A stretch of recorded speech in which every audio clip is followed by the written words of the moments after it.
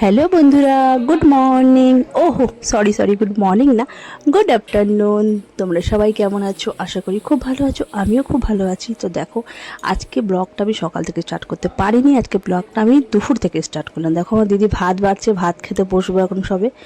তা দিদি বললো যে একটু বাজারের দিকে যাব, তাই ভাবলাম তাহলে একটু ব্লগ বানাই, যেহেতু বাজারে যাচ্ছে, আমাদের এখানে বাজারটা তোমাকে দেখাবো। তো চলো ভাতটা খেতে আগে বসে পড়ি। তা বাইরে গিয়ে ভাত খেতে বসবো আমরা। এই দেখো আমাদের বাড়ির একটা সদস্য, ইনি হল ঘরে সবসময় বসে থাকে আমাদের, ভলু এর নাম ধরে ডাকলে সবসময় লেজ নাড়ে। তাই তোমাদেরকে একটু দেখিয়ে দিলাম আমাদের ভলুকে। আর বাইরে ওদেরটা দেখো রোদ্দুর আছে কিন্তু হালকা। আমরা এদিকে হল ঘরে খেতে বসে পড়েছি, আমি দিদি আর কোয়েল তিনজনে মিলে। তো চলো খাবারটা খেয়ে রেডি হয়ে তোমাদের সাথে আবার কথা বলছি আমি। ঠিক আছে চলো ভাতটা আগে খেয়ে নিই, তারপর রেডি হয়ে আসছি। এই দেখো জাস্ট রেডি হয়ে আমি এসে গেছি। সত্যি কথা বলতে গেলে আমি ক্যামেরাটা মানে ধরতে পারি না আয়নার সামনে, যে ক্যামেরাটা ধরবো আয়নার সামনে আমি পারি না। ফোনটা ধরে আয়না দিয়ে ভিডিও করতে, মিরর ভিডিও যাকে বলে, আমি পারি না সেটা করতে।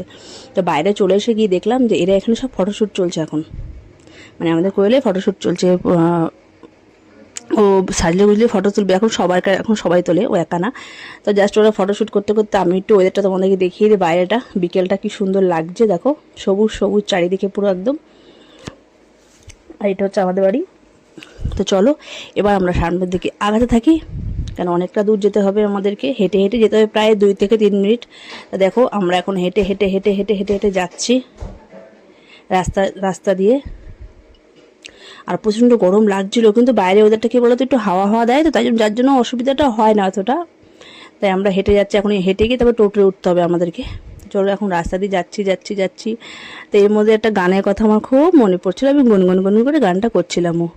এই পথে যদি না শেষ হয় তবে কেমন হতো তুমি বলো তো, যদি পৃথিবীটা স্বপ্নের দেশ হয় তবে কেমন হতো তোমরা বলো তো, তুমি বলো।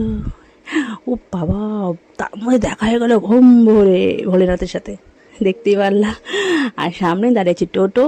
টোটোকে ওলাকে বললাম যে জাস্ট গৌরীপুর বাজার যাবে? তো টোটোওয়ালা বললো হ্যাঁ যাবো।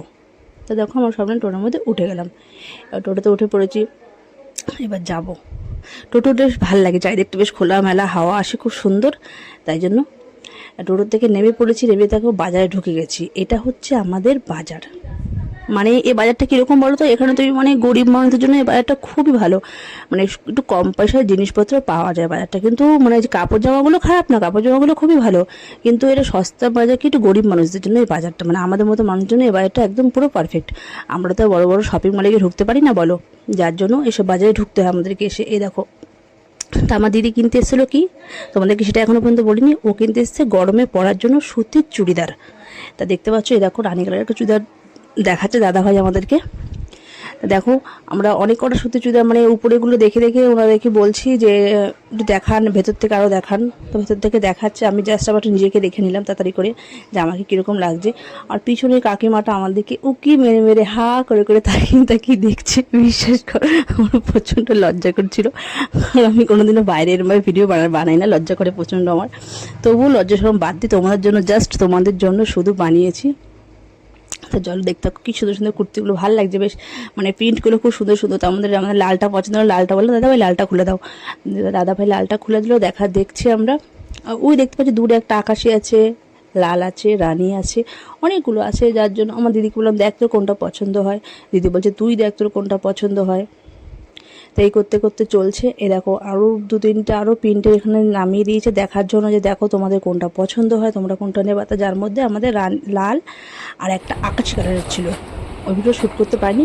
ওই দেখো ওই দুটো আমাদের পছন্দ হয়েছে, তো ওই দুটো আমরা ব্যাগে ভরে নিয়েছি, মানে জল ছাপাটা আর আকাশিটা। নেওয়ার পরে আমরা ওই দোকান থেকে এখন যাবো বেরিয়ে। তা বেরোতে গিয়েও বেরালাম না দিদি, আমরা বাঙালি বস, কিছু নিই না নিই দেখা আমাদের চাই। তখন আমার দিদি বলল যে ওই নাইটিগুলো আমাকে দেখাও, মানে নেবো না নেবো আগে দেখবো তো, বাঙালিদের আমরা বাঙালির এরকমই হই, দোকানের থেকে উঠে যাওয়ার আগেও একটা দেখে তারপরেই যাই। তা নাইটিগুলো আমার দিদি দেখলো, জাস্ট আবার ঘুরে চলে আসলাম অন্য দোকানে। এই দেখো এই কুর্তিগুলো কিন্তু খুব সুন্দর লাগছিলো বলো, কুর্তিটা আমার খুব ভালো লেগেছে, কিন্তু আমার বডিতে আমি পাইনি কুর্তিগুলো। তা আমার কুর্তিগুলো বেশি দাম না, কিন্তু কুর্তিগুলোর দাম শুনবে তোমরা, মাত্র 150 টাকা এই কুর্তিগুলো, মাত্র 150 টাকা। তাই এই কুর্তিগুলো আমার দিদি একটা আবার নিল। তাই আমি বললাম দেখ কুর্তিগুলো খুব সুন্দর লাগছে, কালারগুলো খুব সুন্দর লাগছে, এখন নতুন উঠেছে এই কুর্তিগুলো।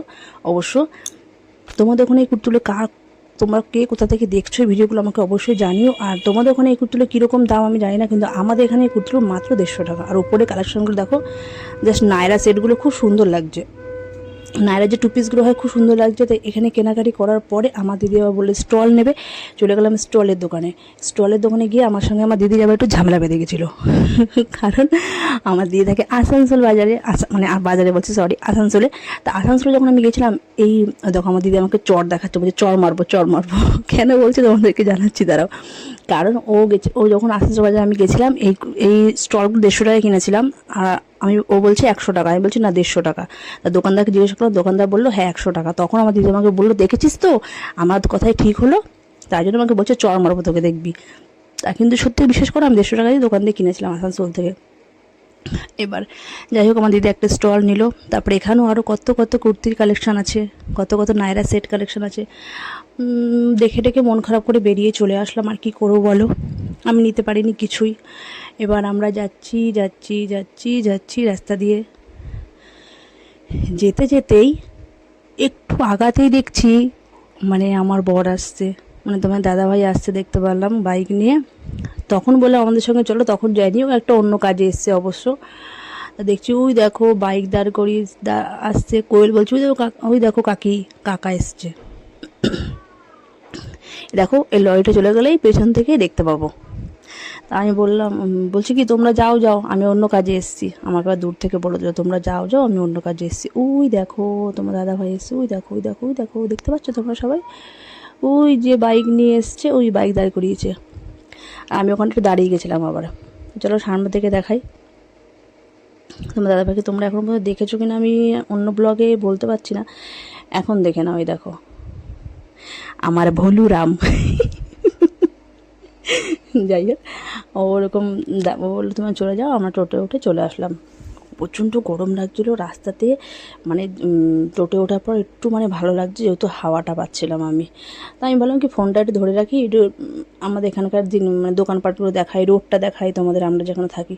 ও বাবা কখন যে ফোনটা উল্টে গেছে, আমি সেটা উল্টো করে ক্যামেরা আমি ধরেছি, আমি সেটা জানি না। আমি পরে এখন এডিট করার সময় দেখছি উল্টো ক্যামেরা, উল্টো হয়েই আমি বাড়ি চলে আসলাম। মানে কি আর বলবো, মানে উল্টে বাড়ি চলে এসেছি। তা কী করবো, এখন কেটে দেবো বলো, তোমার জন্য শ্যুটটা করেছি রাস্তার মধ্যে, তাই জন্য ওরকম চলে আসলাম। এসে চলে গেলাম একটু ফুচকার দোকানে। ভাবলাম একটু ফুচকার দোকানে গিয়ে বেশ সুন্দর করে একটা পোজ দিয়ে ফুচকা মুখের সামনে নিয়ে ফটো তুলবো। বাপ ফুচকার দোকানের ছেলেটা এত বড় ফুচকা দিচ্ছে, আমাকে তুমি দেখো কি বিভৎস লাগছে যখন ফুচকা ঢোকাচ্ছে মুখে। দেখো এত বড় একটা হা করে মুখের মধ্যে ফুচকা ঢোকাতে হচ্ছে, আর আমার এই জিনিসটা খুব লজ্জা করে, যার জন্য আমি ভিডিও শ্যুট আর করিনি, দূর করবো না, বাজে লাগছে একদম দেখতে এত বড় ফুচকা। বেরিয়ে চলে এসেছি, এবার যাচ্ছি বাড়ির দিকে যেতে গিয়ে আবার সেই গানটার কথা আমার মনে পড়েছে। এই পথে যদি না শেষ হয় তবে কেমন হতো তোমরা বলো তো। যেতে দাঁড়িয়ে পড়লাম, কোথায় ঢুকলাম, কভারের দোকানে। আমি জাস্ট আমার ফোনটার জন্য একটা কভার দেখার জন্য গেলাম দোকানে। তো দোকানদারকে বললাম যে আমার ফোনটা দেখালাম, তা একটা কভার দাও। তো ওই ভাইটাও বলছে যে দিদিভাই ক্যামেরা করছো নাকি, আমি বলছি কি হ্যাঁ ক্যামেরা করছি। তা ও দেখো লজ্জা পেয়ে আবার নিজের ফেসটাকে লুকাচ্ছে। আমি বলছি ইউটিউবে দেখতে পাবে। ও লজ্জা পেয়ে গেছে, লজ্জা পেয়ে নিজের ফেসটাকে লুকাচ্ছে তাড়াতাড়ি করে, বলছে আমার ফেসটা তুলো না। হ্যাঁ তো যাই হোক পেলাম না, আমার কভার আমার পছন্দ হয়নি। বাড়ি চলে আসলাম, বাড়ি এসে দেখি কেউ চা খায়নি, সন্ধ্যে হয়ে গেছে, বিকেলে বেরিয়েছি, সন্ধ্যে হয়ে গেছে। এসে আমি চা বসিয়ে দিলাম, ঘরে গিয়ে দেখলাম তিনটে ছেলে মিলে মোবাইল শুয়ে দেখছে। ওই দেখো আমার বড় ছেলে, ছোটো ছেলে, এটা আমার দিদির ছেলে।